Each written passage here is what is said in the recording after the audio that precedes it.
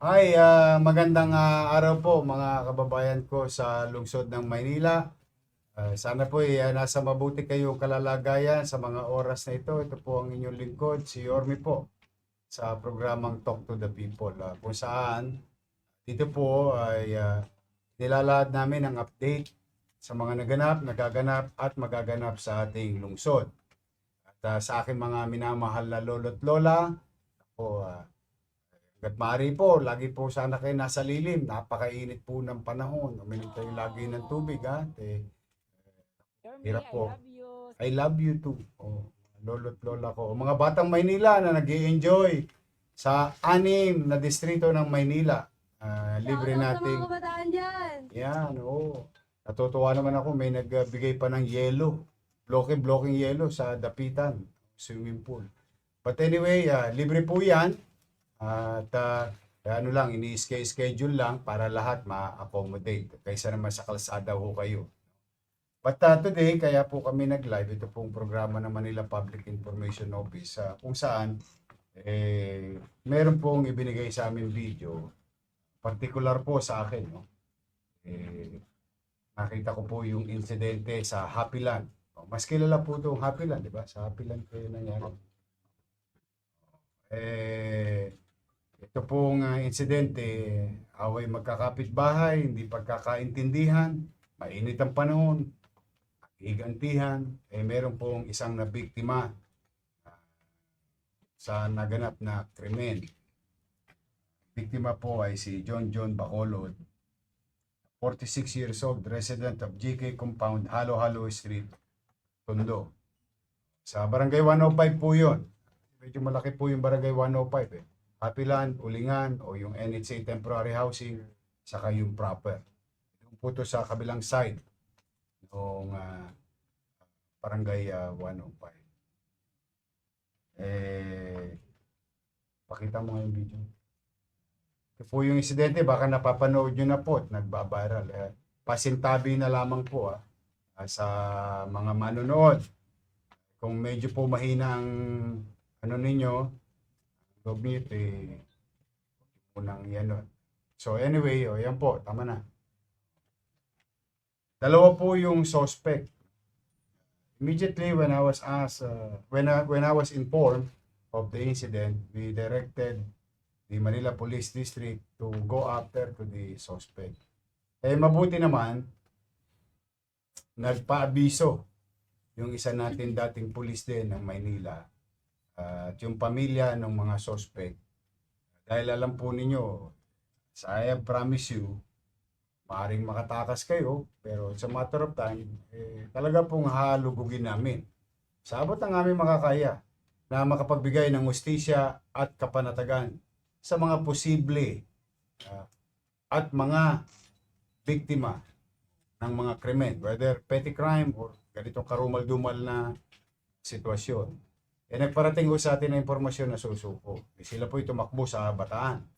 Sa tulong po ng isa ng dati natin pulis at inimpormahan sila Dave at sila sa Presinto 1. Saka naman nung umakto. At malugod po namin ipaalam sa inyo, mga kababayan sa lungsod ng Maynila. In our own little way, city government and Manila Police District ay makapagbigay ng hustisya sa pamilya ng biktima. Nandito po yung mga suspect. Sumuko na po sila. Ang suspect, kayo magaman. Si Jeffrey Saludar. Ikaw yung tatay. Saka Jefferson Saludar. Mabuti naman naisipan yung sumuko. Sige, sana naman matsambahan pa kayo ng Manila Police District. Kuyat, may mga CCTV. Madali kayong makikilala.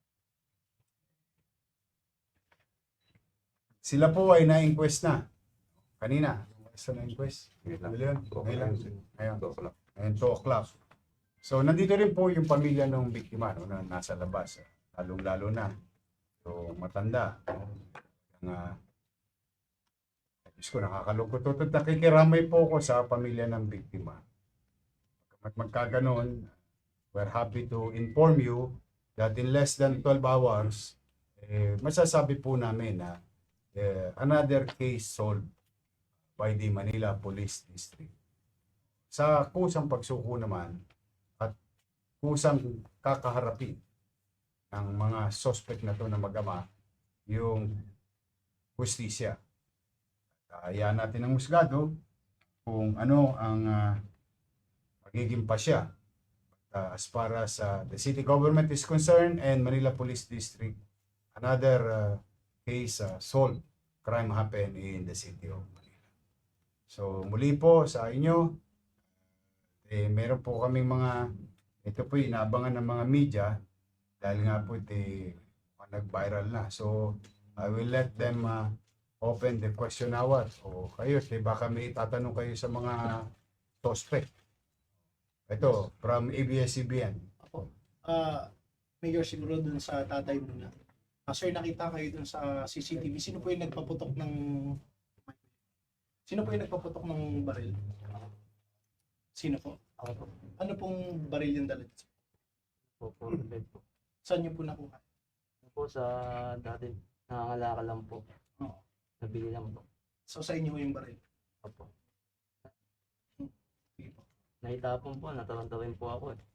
Pwede niyo bang ikwento bakit niyo nagawa yun? Ganito po kasi yan. Linggo po ng hapon, nagbabasketball sana po ako.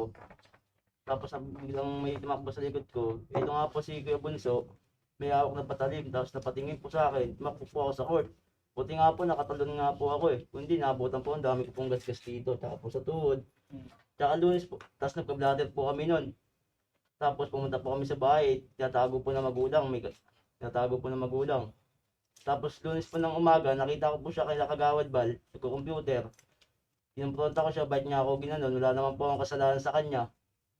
Ang sabi niya po sa akin, putang ina mo, huwag mga pinagkakos, babarilin ko dalawang mamaya. Sabi niya po sa akin ganun. Tapos paglabas ko po ng GK, nakita ko naman po si Airpad, sabi ko pa, Bunso pa, galit pa sa akin, tapos nagbabantaan pa ako. Ayun, nakita po namin siya dun sa kapitulan po ni kay Jojo. Pinausap po namin siya. Tapos malayo po siya, nakaupo siya, nagko-computer eh. Doon po kami sa may pinto. Ayun, habang nag-uusap kami, imbis magpakumbaba siya kasi wala naman po akong kasalanan sa kanya. Pinagpipilitan niya po na may kasalanan ako sa kanya. Kahit wala naman. Tapos tumayo po siya, taas na bubunot sa akin. Bubunot po, lalapit po sa amin eh. Siyempre ako naman po, pinaputukan ko na po bigla. Ayun po yung pangyayari, kaya ba't ko po nagawa yun? Eh wala naman po talaga akong ginawang masama sa kanya eh. Po yun. Ang Kasi, intention po, siyempre ako po magulang. Pinong magulang po, ayaw ko po kasi mawalan pa ako rin ng anak. Sino po ayaw na rin. May mensahe ba kayo, sir, sa pamilya? Nga po, ito lang, hindi dyan na po yan eh. Nangingi po sa kanila ng tawad. Hindi ko po talaga intention na patayin yung anak niya. Siya po talaga Ang intention ko po talaga na malaman ko lang kung anong punot dulo, anong kasalanan ng anak ko. Nung namatay kasi anak ko, lalo nang nagawa eh. Sir, kung hindi niyo intention, Namatayan ka rin ng anak dati. Ano naman ang Ano pangyari? po, meron pong nakaway po yung anak ko. Ito, paano Kaya yun? sa away. Hindi natanggap ng kabilang panig na karagabiyado yung anak nila ngayon. Yung pauwi ng anak ko galing trabaho, ito pa nga. Ano po mangyari sa anak ko eh? Wala nung kasalanan ng anak ko. Hirap talaga maging ama. Siyempre, pinumpronta ko siya. Hindi ko naman hangad talagang patayin siya. Ang hangad ko lang talaga na maliwanagan ko lang na kung anong kasalanan ng anak ko. Pero parang Kung pwede mareglo, kumbaga. Kung ako po magulang, baka mamaya sa kanya, humingi ng pasensya. Wala naman, mabait naman po tayong tao. Ngayon, pinang po tayo sa gulero eh. Kaya yun. Yung maximum po sa amin ng bunot eh. Yung pamimigay lang din po namin buhay namin. Ano po talaga, pamapatay po talaga yun. may dala ko ba siya? May dala Kung may siya. dalawa, hindi ko bubunot ng walang dala yun. Ano po yung dala niya? Maring ba ako chilyo, gano'n. Pero sir, kung hindi niyo intention nakita dun sa CCTV na talagang Sa galit na lang ilang po beses talaga. niyo nang Ang gigil eh. Yan nga. Galit na lang po talaga ng anak ko yun, sir. Dahil sa ano po eh. Wala naman po Inabot po siya ng ginagawa kutsilyo po nun. ako eh. Yung anak ko naman pang napiraman niya ng buhay ng araw na yun. Ano naman pong yung anak ko. Wala naman pong kasalanan yung anak ko. Saka marami pong testigo doon. Saka ayaw ko na rin ano. Marami pong maglalaro. Tinawag po ako kasi may dayo nga po. Maglalaro po. Hindi naman to droga-droga. Ay, wala po, po. kasi po Nagugulat yung na nga lang po kasi, kami. Mukha namang hindi gumagamit ka ba? Hindi po. Hindi po. Mukha namang hindi. Nagulat nga po ba't sa balita. Droga po yung ano eh. Ini-involve. Hindi naman. Wala naman sa itsura mo eh. Nagulat na nga lang po ako ba't niya ako ginanon. Maglalaro na po Hindi talaga naman kayo ako. nagkabukulan o something. Hindi naman Ano po. Wala po. Siguro sobra na po talaga yun. Tapos lasing pa po yun eh. So, parang natripan ka nung araw na yun. Opo. Yes, Opo. please. Sir, sorry po sabi niyo po hindi niyo po hangad or hindi po sinasadya na umantong po sa patayin po yung victim natin. Pero bakit po may dala po kayong baril noon tsaka kutsilyo? Kung wala po talagang plano, manakit man lang o ano. Ma'am, ako po, parang sa sarili ko lang po, ma'am, depensa ko na lang po yun, ma'am. Kaya lang ko po, ma'am, yung tao na yun, ma'am, talagang pumapatay po yun, ma'am. Kasi siya na naman Siyempre po po. nagbigay ng motibo. Ang Lalaban araw po po sa na amin. yun, siyempre, alam Aasin ko po ng pumapatay bullet po yun eh. Siyempre, pagharap po sa kanya, parang self-defense lang po talaga sa sarili namin yun. Bukod po dun sa nangyari nung pangyari pong to, kung saan po nung namatay na yung victim, may prior po ba o may dati na po kayong Ay, wala po. Wala po. Wala po. Linggo po Kaya na wala pag-ladder akong nga magandang po kami patay sa talaga. barangay Hindi, nun. ganun.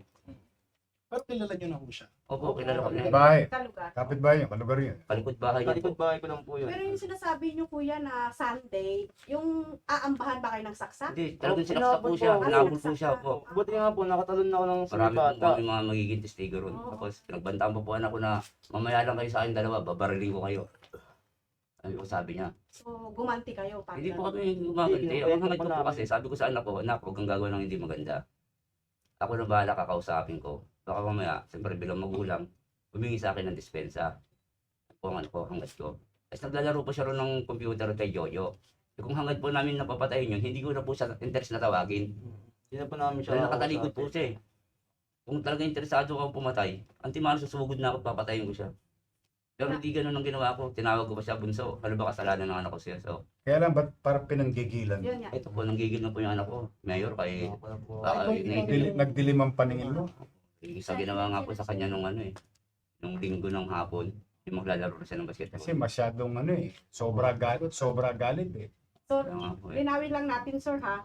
May dala kayong armas, pang self-defense lang, just in case Opo. na unahan kayo. Opo, kaya may Kasi dala po ang parating ang gusto yun nyo eh. lang sana mangyari ay humingi ng tawad sa inyo o Opo. humingi ng Yung pasensya. pasensya Pero, na po. since nagmatapang pa siya, Dinuduro doon kayo pa po kami. nag-trigger. Mayor eh, yung gabi ng mga ano, Hindi naman po sa dinuduro akin, pa po kami ano, magkama. Siya po nagbigay ng motibo, lalapit po sa amin, action ng bunot. Hindi Kaya nga po po, kami lumalapit sa kanya. Siya nag-intention na lumapit sa amin, binubunutan pa kami. kaya yung Nakikita naman po sa CCTV mga pangyayari. Tsaka Anyway. marami po mga pagpatuloy. Anyway, dahil sa Basta- kasalanan po namin, pumatay po kami. Parang pinagbigay, alam nyo rin nung sa barangay, parang supposed to be that date at may patawag sa barangay daw. Opo, opo. Eh, tinatanggi pa po ng magulang na wala. Ano po At sabi? tinatago po ng magulang na wala raw po yung anak niya roon. Samantalang marami po nagsasabi na ang anak niya na nasa loob. Tinatago po ng magulang. Report niyo po sa barangay. Opo, pinablatter po namin. Ang intention ng barangay, ipapatawag. Kasi hindi naman mapatawag ay yung magulang nga, sinasabi wala raw doon. Kayo na lang nag-confirm. Kaya kayo po, opo. Ganun po. So may mga record na pala ito si Opo. victim. Anyway, hayaan ko kayo mamaya, i-interview nila kayo. It is important, kailangan yung karapin yung ginawa niyo. Siyempre po kasalanan din po yung ginawa namin. Tanggap naman po namin. Yun ang importante. Kasi kailangan makamit ng hustisya yung biktima. Mm, Maaring mali siya, maaring tama kayo, maaring mali kayo, maaring tama siya. Mali po talaga ginawa namin. Pero hindi natin pwede i-justify yung Mga katwiran na. Yung- Eh, oh, hindi hindi po yung na- ginawa namin eh. yun. Yan ang importante. Naintindihan kita, pare-pareho tayong ama eh. Malagay mo sa talagang minsan, nakakapag-isip ka. Kaya lamang hindi natin pwede ilagay sa batas. Kaya nga po. Ganun po ang kamalian. Sa kamay natin ang batas. Kaya maging takdang aral sa mga manonood. Kasi ito, ang duda ko, away kapitbahay ito. Typical na ito. Pag ano lang yung anak ko talaga. Kaya lang, pagpapalaga sa buhay, kailangan laging mangingibabaw. Kaya, lalo ngayon, mainit. Init ang ulong, hirap ng buhay, patong-patong. Kaya mag-iingat kayo kasi sayang naman. May anak ka pa bang iba? Pero pa po. O, may asawa ka. Tulad yan, pag nahuyo kayo. Ikaw, may anak ka na ba? Opo. May pamilya ka rin. Papatong-patong lang ang problema. Ano ba yung sa English? The end. Yeah, does not justify the violence.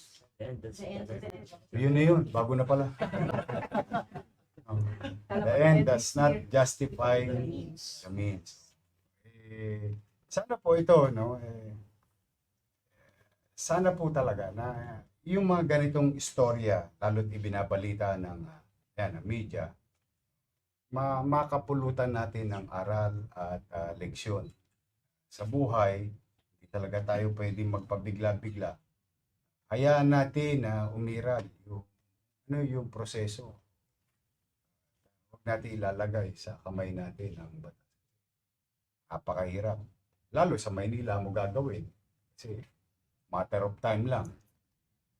Mabuti sumuko nga kayo. Kung hindi rin mo kayo pakakaw, lalo na to. Mga yan, ako, Diyos ko. Kahit saan sulok kayo ng Pilipinas, yung grupo nila, hahanapin at hahanap. Kaya then again, pinagpapasalamat namin sa iyo sa dati nating pulis, Maynila. Ipinagmalasakit yung kanyang mga kapitbahay. Magkaroon ng tuldok itong sitwasyon nito. Yan na po muna tayo ngayon, mga batang Maynila, nanit tatay ko, mga bata. Na kayo ha. Kung minsan nakikita ko sa plaza, nag-showdown kayo. Diba? Para kayo lahat may balbon sa dibdib. Kita ninyo, dahil sa ganyan, nasasayang na pariwara eh. Sayang ang buhay. Mahalin nyo yan, isa lang yan. Hindi naman yan pelikula na may take 1, take 2, take 3, take 4. Isa lang yan. Kaya rin yan, wala na tayo may babalik. But for now, we're happy to inform you that justice is served, case is closed, at hayaan natin ang husgado ang magpasya so kung anong kalalagyan at sasapitin ng magamang ito suspect sa krimen na nangyari sa Barangay 105. So mag-iingat kayo, mga bata ha, mga nanonood na bata. Huwag kayong magpabigla-bigla. Yung dadaanin sa init ng ulo. Kasi unang-una nadadamay ang mga tatay at nanay ninyo. Sino mang ama, sino mang ina, pag nakita na argabyado yung kanyang anak, siyempre, nakapangukulo ng dugo yun. Tapos, magsasalubong-salubong kayo sa intersection. Kayo din naman nagkikita sa finance. Yung habaan natin ang ating pasensya at ipagmalasakit ang kapwa at higit sa lahat pagpapahalaga sa buhay. Yan sana ang umiral sa atin. Muli po, maraming salamat at maraming salamat sa MPD. Thank you. Doing a good job. Yan po sila. Sa harapan ninyo at mag-ingat po kayo. Maraming salamat po.